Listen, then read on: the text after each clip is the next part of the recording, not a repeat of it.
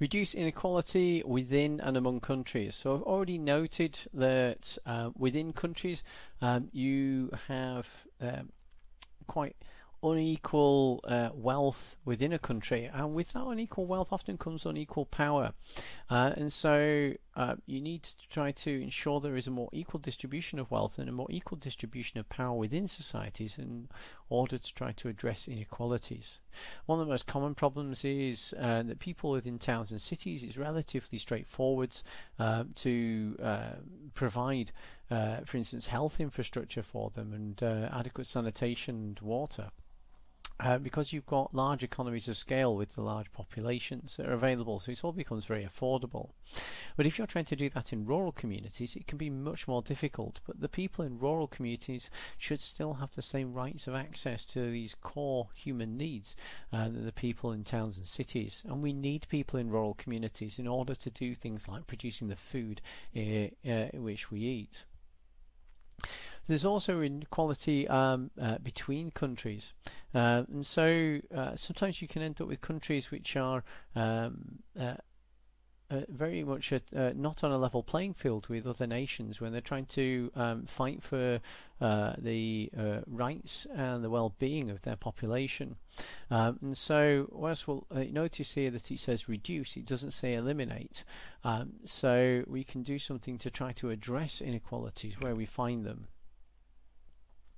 Make cities inclusive, safe, resilient and sustainable. So a lot of growth of new cities has occurred as the population has increased across the world, and this has been very notable in countries such as China, which have had where places which were towns of the period of 10 to 20 years have grown into cities housing millions. And a lot of the development of towns and cities can go unplanned. Now, I'm not saying this is always the case in countries like China, which tend to have very strong infrastructure systems in place, and they've put a lot of investment into infrastructure.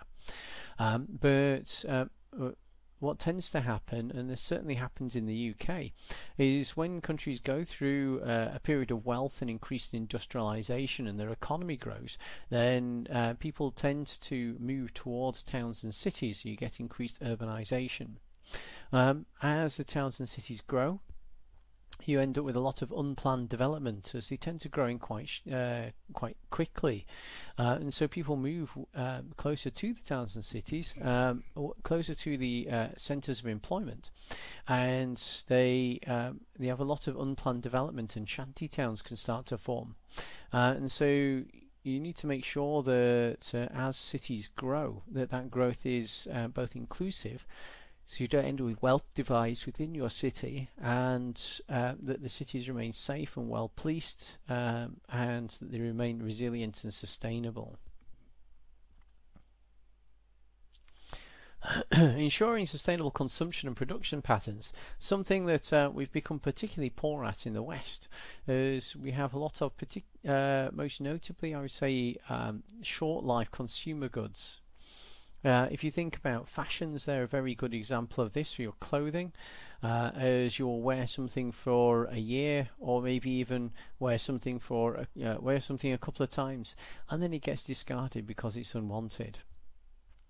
If we've got short life consumer items, it's electronic items that we buy and we don't really make a great deal of use of, and then as they start to become superseded by what we see as better quality and more advanced, for instance, electronic items, then those items get discarded, or they don't last for a very long time. So when they go wrong, we don't fix them anymore, we just throw them away.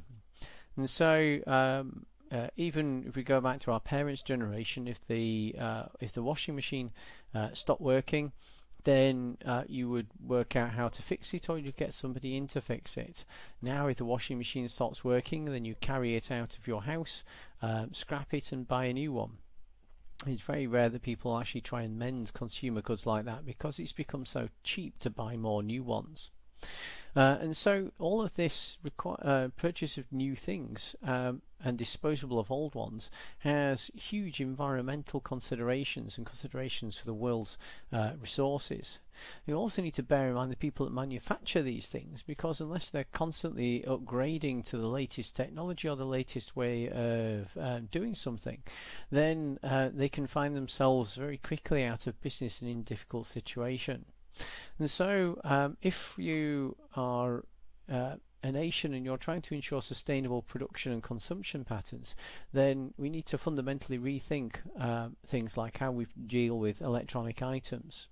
And so the WEEE directive, the Waste Electronics and Electronic Equipment Directive by the EU, has said that if you produce electronic items within the EU, then you're responsible for how you deal with them at the end of their life. And so you need to, for instance, if you're making a car which has a lot of electrics in it, then you need to think about what happens to that car at the end of its lifespan. What you can recycle out of that car and what you can reuse out of that car to make more cars or whatever else you want to do with the materials. And so electronics are particularly the most difficult one of this, because they have a lot of different materials inside them. They're all bonded together, and it can be quite difficult to economically salvage a lot of those materials. There's also a lot of single-use plastics that go into electronics. So I'm not saying this is just an electronics issue. It's something that talks. This is a goal which looks at sustainable consumption and production patterns, and so it's something which, particularly the developed world, has an awful long way to go to achieve. Take urgent action to combat climate change and its impacts. So already we can see from the previous goal an example of these interlinking, with trying to ensure that we're using less energy and less of the world's resources. But at the moment the climate is changing, and there may be a little bit of disagreement about from a small part of the scientific community about what's happening with that. But really the majority of the scientific community have accepted this as dogma and that it is occurring. The reason he's saying that we need to take urgent action is because the changes have already started, and the changes will get progressively worse as the population not only becomes more numerous, and each human that appears on the earth has very large environmental impact just by existing, but also that as the human population becomes more wealthy, they start wanting more of these unsustainable production and consumption patterns through things like car ownership and aeroplane usage.